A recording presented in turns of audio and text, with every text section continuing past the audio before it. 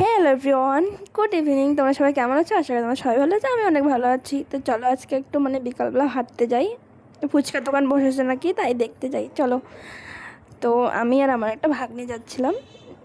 আমার ছেলেকে আমার ভাগ্নি নিয়েছে, ওই আমার ভাগ্নি আর আমি। আমার একটু পোজ দিয়ে নিলাম। তারপরে আমাদের বাড়ির পাশে রেল লাইনের রাস্তা, তাই তোমাদের সাথে একটু শেয়ার করলাম।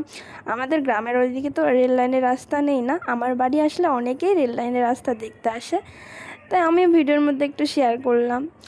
বাড়ির পাশেই পুরো একদম রেলের রাস্তা, তাই তোমাদের দেখালাম।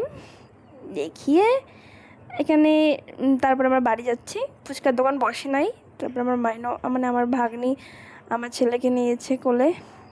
আর এখানে একটা মজার বিষয় হলো, আমাদের এখানে বান্দর অনেক দেখা যায়, তাই তোমাদের সাথে একটু দেখাচ্ছি। দেখো টিনের উপরে বসে আছে কীরকম করে, ও ভাবছে কোন দিকে যাবে, বুঝতে পারছে না।